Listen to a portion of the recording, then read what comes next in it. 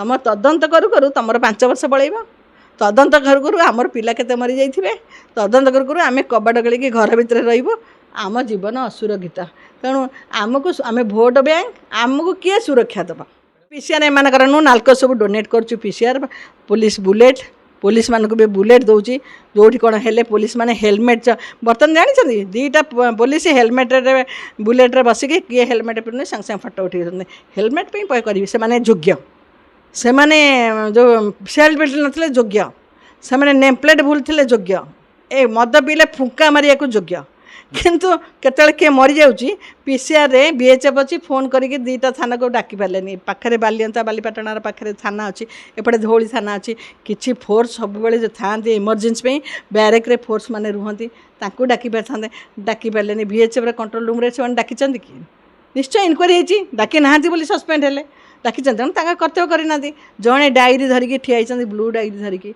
Police से पाखे से गोड़ धरुची मत बचा बोली गोटे पुलिस भाईटे हाँ तुमर यहाँ भाईचारा पुलिस को भाईचारा पाखु पाखु अच्छी पानी मागुची हाथ भिड़ी तुम तो चाहिए नाई रे पिले तो एत मालणी हाथ गोड़ छाड़ी दिया भिड़ा से जगह बंची थे से कौन गाई गोरु बलद षंढ ताकू तार कौन योग्यता नहीं पीसीआर बसिया से केते लोक पीसीआर बसैकी नहीं आगुरी से गोटे पुलिस से जाइए डेपुटेसन एठिकी से केते पुलिस को बसैकी नहीं पीसीआर ताको पीसीआर दिखे स्थान देलानी तुम चोर मानक मझे बसैक नौच रेफिस्ट मानक मझे बस नौच डकैत मानक बस नौच तुम चाहिए गाड़ा तो भिड़िकी मझे बसैक नहीं पार था से जिते बड़े जाके झूलारे नौ गाई गोरु मला बेले से पर्यंत बंची ताकू गोईठा मारुला काऊ काऊ होता जिते कंटेनर रे गला बंची तापर से केमती मरीगला तेणु कंटेनर रे किए जाइला वीडियो देखे कंटेनर जेहतु पलाऊँगी हाँ आपण मैंने देखिए कंटेनर जो जाऊला पछे भी पुलिस गाड़ी जाऊला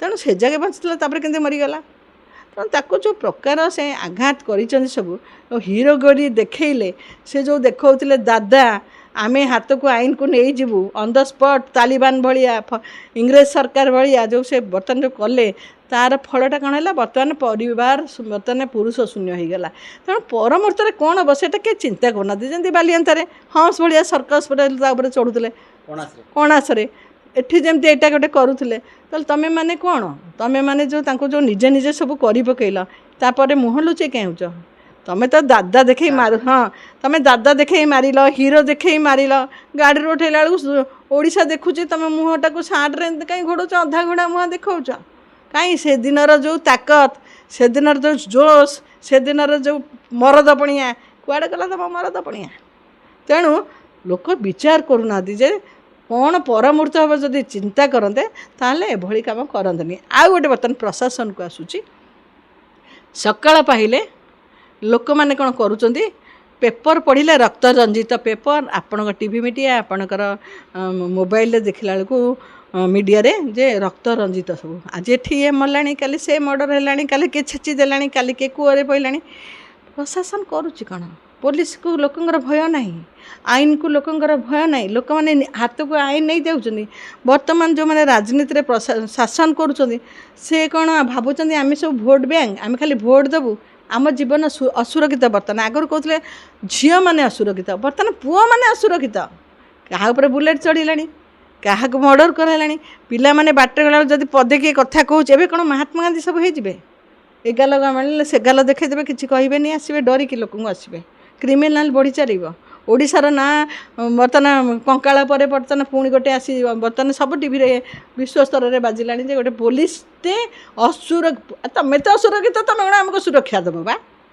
तुम पुलिस आगे पुलिस मर्डर हो जाऊँगी तुम तो असुरक्षित तुम जो मन मैंने हसुल जे गोटे पुलिस आम कंटेनर नहीं गले एमती नेला अपोज कलनि काली से जगह साहस देदेल पब्लिक को ओडिशा पब्लिक को तुम साहस देदेल जब पुलिस आज एमती माड़ खाई मरी पारुचे काली तुम्हें जो कम न कर तुमको लोग पब्लिक मारे बोले कौन माने अच्छे तमें तुम्हें मुह देला पब्लिक को जे से जमी देखते आईन आम हाथ में आम डरुनु काली से पुलिस गला आज आपण मान पड़े माने कौन अच्छी तेणु आपण से भाईचारा देखबार थिला पुलिस भितर भाईचारा आना एक तुमर कौन है से 3टा पुलिस जदि मूल चूड़ जाके थिला तमें जदि फोन कलनी बेल को मर्डर बेल को पुलिस नाला गाँव में बर्तमान 3-4 प्लाटून पुलिस कहीं से कौन मर्डर नुचिची ना कौन से कहीं पुलिस जगैच କାଲି ମହିଳା ମାନେ ପଥର ପକେଇ ଗୋଡ଼େଇକିନି ପୋଲିସ ମାନଙ୍କୁ ବାଡ଼ି ଧରିକି ଗୋଡ଼େଇଲେ ଦୌଡ଼ିକି ପଳେଇଲ। ଏଠି ପୋଲିସକି ଗୋଟେ ପୋଲିସକୁ ମାରିଦେଲ, ସେଠି ଶହ ଶହ ପୋଲିସକୁ ଗୋଡ଼ଉଛନ୍ତି। ପବ୍ଲିକ ଯେତେବେଳେ ତାତିବେ ତୁମେ ସମ୍ଭାଳିବ ତ? ଏଠି ପୋଲିସ ନାହିଁ, ସେଠି ଶହ ଶହ ପୋଲିସ। ଆଉ ଗୋଟେ ଥାଏ, ଏଠି 3ଟି ପୋଲିସ, ତୁମ ପାଖରେ ପୋଲିସ ନାହିଁ। କାଲି ସମ୍ବାଦରେ ବାହାରିଛି ଜଣେ ଅଫିସରଙ୍କ ଘରେ 6ଟା ପୋଲିସ ବେଠି ଖଟୁଛନ୍ତି। ଇଏ କ'ଣ ଇଂରେଜ ଶାସନ? ତୁମର ତ ଫରୱାର୍ଡ଼ ଅର୍ଡ଼ର ଅଛି, ତୁମର ତ ହୋମଗାର୍ଡ଼ ଅଛି। ତୁମେ କାହିଁକି ସେ 6 ଜଣକୁ କ'ଣ ତୁମର କରୁଥିଲେ ସେମାନେ? ତା ମାଆ କହୁଛି ବଂଶ ବୁଡ଼ିବ, ସେ ଝିଅଙ୍କର ବଂଶ ବୁଡ଼ୁ, ଝିଅ ନ ବାହି ପାରନ୍ତୁ। ମୋ ଝିଅକୁ ସେମାନେ ମାରିଲେ। କେଉଁ ଅଫିସର ଗୋଟେ ତାକୁ ଘଷଉଥିଲା, ତେଲ ମାଲିସ କରୁଥିଲା, ଇଏ ଯେହେତୁ ଟ୍ରେନର, ହଁ ତା ହାତ ପିଡ଼ା ହେଉଛି। ତାକୁ 2 ବର୍ଷ ହେଲା ଦରମା ଦେଉନାହାନ୍ତି, ଚାକିରି କରିଛି ସେଠି, କାମ କରୁଛି ଏଠି ହେଲା। ତେଣୁ ଅଫିସରଙ୍କ ଘରେ 6ଟା ପୋଲିସ, କିନ୍ତୁ ମର୍ଡ଼ର ଜାଗାରେ 3ଟା ପୋଲିସ, ପୁଣି ଏଥିରେ ହୋମଗାର୍ଡ଼ 2 ଜଣ କ'ଣ ନା ଜଣେ। ତେଣୁ ତୁମର ତ ପୋଲିସ ସର୍ଟେଜ, ତୁମ ଘର ମାନଙ୍କରେ ଏତେ ପୋଲିସ କ'ଣ ଆସୁଛନ୍ତି? ଆପଣ ଦେଖି ନାହାନ୍ତି। ମୁଁ ଗୋଟେ ଷ୍ଟୋରି ଆପଣଙ୍କୁ କହୁଛି। ପୋଲିସ ମାନେ ଯଦି ଦେଖୁଛନ୍ତି, ଅଫିସରଙ୍କୁ ଦୟାକରି କହୁଛି ଯେ ଆପଣଙ୍କର 3ୟ ଶ୍ରେଣୀ କର୍ମଚାରୀ ହେଲେ ପୋଲିସ କନେଷ୍ଟବଳ, ସେମାନେ 8 ଘଣ୍ଟା 12 ଘଣ୍ଟା ନ ଖାଇ ନ ପିଇକି ଖରାରେ ଠିଆ ହେଉଛନ୍ତି। ଆପଣମାନେ ଏସିରେ ବସୁଛନ୍ତି। ଆପଣ ସବୁ ସୁବିଧା ସୁଯୋଗ, ଏସି ଗାଡ଼ି, ଏସି କ'ଣ ରୁମ୍, କିନ୍ତୁ ଯେତେବେଳେ ମୁଁ ଜଣେ ଦେଖିଛି, ଜଣେ IAS ଗଲାବେଳକୁ ହାତ ଯୋଡ଼ିକି ଚପଲ କାଢ଼ିଦେଲେ, ଠାକୁରଙ୍କୁ ମୁଣ୍ଡିଆ ମାରିଲେ। ନା ଏତେ ଭକ୍ତି, ଆଗ ମୁଣ୍ଡିଆଟା ମାରିବେ, କାହିଁକିନା ଆଜି ଦିନଟା ଭଲରେ ଯାଉ, ମୁଣ୍ଡିଆ ମାରିବେ। କିନ୍ତୁ ଚପଲ ବୋହେଇବ କିଏ? ଏଇ ଚପଲଟା ଆଣିଲୁ। ମୋ ସାମ୍ନାରେ ଜଣେ ବୟସ୍କ ପୋଲିସକୁ କହିଲେ, କନେଷ୍ଟବଳ ଚପଲ ଆଣେ। ଖରାପ ଲାଗୁନି ତୁମକୁ? ତୁମେ ଯେମିତି ଚାକିରି କରୁଛ 70-80 ପାଉଛ, ସେମିତି 50 ପାଉଛନ୍ତି। ସେ ତୁମେ ତ ଦୟାରେ ତାକୁ ନା ଚପଲ କାହିଁ ବୋହୁଛ? ହଁ, ବାପ ବୟସର ଲୋକ, ବୃଦ୍ଧ, ମୁଁ ଦେଖିଛି ତାଙ୍କୁ। ଚାହା କପ୍ ଆଣିଲୁ, କାହିଁ ତୁମର ପିଅ ନା ନାହିଁ? ଚାହା କପ୍ କାହିଁ ପୋଲିସ କନେଷ୍ଟବଳ କରିବ? ସେ ତା ଚାକିରି ତା ଦମରେ ପାଇଛି। ହଁ, ତୁମେ ତାକୁ କାହିଁକି ଆଣିକିନି ଟିଫିନ୍ଟା ବାଢ଼ିଦେଲ, ମୋ ଟିଫିନ୍ଟା ଘରୁ ଆସିଲା ଖାଇବାକୁ। ହଁ ହଁ, ଶୁଣ, ସେ କ'ଣ ବଦଳି କରିବେ? ଇନ୍ସପେକ୍ଟର ମାନଙ୍କର ତାକତ କେଉଁଠି ବଦଳିଆ କରିବା ପାଇଁ? RI ବାଣ୍ଟିବ, DG ଅଫିସରୁ ନା କିଛି ସେମାନେ କରିପାରିବେନି। CCR ଯଦି ଲେଖିବେ, ନା CCR ବି ସେମାନେ ଲେଖନ୍ତିନି। ତେଣୁ ସେ ଇନ୍ସପେକ୍ଟରଠୁ ଆରମ୍ଭ କରି ଉପର ଯାକେ, ଆପଣ ଯେମିତି କ୍ୱାର୍ଟର ଭିତରେ ଭଡ଼ା ଦେଇଥିଲେ, ଯେଉଁ ବାଉଁଶବାଲା, କେଉଁଟା ଚାଟବାଲା, ଫେରିବାଲା ରହୁଥିଲେ, ଆପଣ ଯଦି ବର୍ତ୍ତମାନ ଅଫିସରମାନଙ୍କ ଘରକୁ ଯିବେ, ସମସ୍ତଙ୍କର 3, 4, 5 କନେଷ୍ଟବଳ ବେଠି କାଟୁଥିବେ। ତେଣୁ ଦୟାକରି ସେମାନେ ଆସିଛନ୍ତି ଦେଶର ସେବା କରିବା ପାଇଁ, ଶାନ୍ତି ଶୃଙ୍ଖଳା ରଖିବା ପାଇଁ। ବଡ଼ ବଡ଼ ଯେଉଁଠି ଗଣ୍ଡଗୋଳରେ ସେମାନେ 8 ଘଣ୍ଟା 12 ଘଣ୍ଟା ରହୁଛନ୍ତି, ତୁମେ ତାଙ୍କୁ କାହିଁକି ଚାକର କାମ କରାଇବ? କାହିଁକି ସ୍କୁଲକୁ ପିଲା ଛାଡ଼ି ନେବେ? କାହିଁକି ସେମାନଙ୍କୁ ଯେଉଁ ସୌମ୍ୟର ମା ଯାହା କହୁଛନ୍ତି, ଘଷିବେ, ମାଜିବେ? ଆଉ କାଲି 6 ଜଣ ଯାଇଥିଲେ, କ'ଣ କରୁଥିଲେ ସେମାନେ? ଏଠି ପୋଲିସ ମର୍ଡ଼ର ଜାଗାରେ, ଆକ୍ସିଡେଣ୍ଟରେ ପୋଲିସ ପାଉନାହାନ୍ତି, ଡାକିଲେ ଆସୁନାହାନ୍ତି। ତୁମ ଘର ମାନଙ୍କରେ କାହିଁ କନେଷ୍ଟବଳ ରହିବେ? ତେଣୁ ସେ ଜଣେ 3rd ଗ୍ରେଡ୍ ଏମ୍ପ୍ଲୟି, ତାଙ୍କର ସ୍ୱାଭିମାନ ଅଛି, ସେମାନେ ଚାକିରି କରୁଛନ୍ତି, ତାଙ୍କ ନିଜ ବଳରେ ସେମାନେ ଚାକିରି। ତୁମେ ତାଙ୍କୁ କୁକୁର ବିଲେଇ ଭଳିଆ କପ୍ ପ୍ଲେଟ୍ ଉଠାଉଛ, ଚପଲ ଆଣିକି ଏଠି ରଖ, ତୁ ତାଙ୍କର ବା ତାଙ୍କୁ କଥାବାର୍ତ୍ତା। ମୁଁ ଦେଖିଛି ବହୁତ ଜାଗାରେ, କାହିଁକିନା ଆମେ ଥାନା ସବୁ ଯାଉ ନା, ଆମ କେସ୍ରେ ବହୁତ ମିସବିହେଭ୍ କରନ୍ତି। ତେଣୁ ଦୟାକରି ମଣିଷକୁ ମଣିଷ ଭଳି ଭାବ।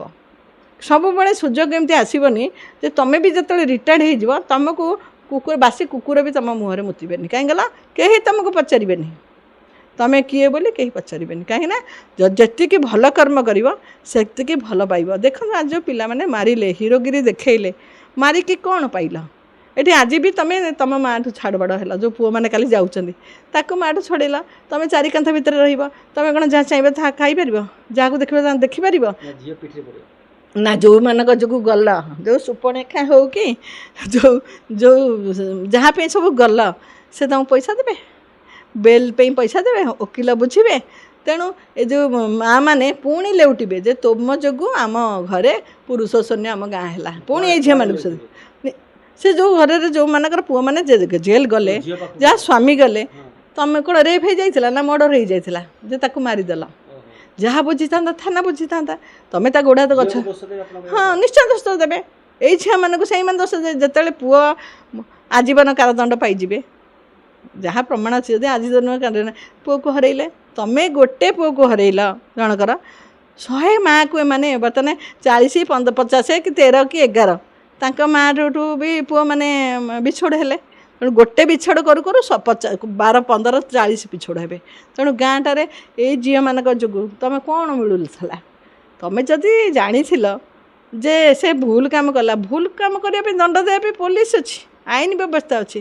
ତେଣୁ ଯେଉଁଟା କଲ ଆଜି କ'ଣ ହେଲା ଅବସ୍ଥା? ଯଦି ସେତିକି ଚିନ୍ତା କରିଥାନ୍ତ, ତମେ ମାଆଠୁ ପୁଅକୁ ବିଛଡ଼ କଲ, ତମେ ବି ତମ ମା ସ୍ତ୍ରୀ ସମସ୍ତଙ୍କଠୁ ବିଛଡ଼ ହେଇକି ବର୍ତ୍ତମାନ କେଉଁଠି ଅଛ? କାହିଁକି ମୁହଁ ଲୁଚଉଛ? ଶୁଣନ୍ତୁ, ଏଇଟା ପ୍ରି ପ୍ଲାନ୍ ଥିଲା ମର୍ଡର। ଏମାନେ ଭାବିଥିଲେ ସୌମ୍ୟକୁ ଏମିତି କଲେ ଭିତରେ ପୁରେଇଥାନ୍ତେ, କିନ୍ତୁ ସୌମ୍ୟକୁ ପୁରେଇ ପାରିଲେନି, ସୌମ୍ୟକୁ ଆକାଶକୁ ନେଇଗଲେ। କ'ଣ ହିୟରିଂ ଯାଇକି ଆକାଶରେ ହେବ କି? କାରଣ ସୌମ୍ୟ ସେ ବର୍ତ୍ତମାନ କ୍ଲୋଜ୍ ହେଇଗଲା ଯେହେତୁ ସେ ମର୍ଡର ହେଲା।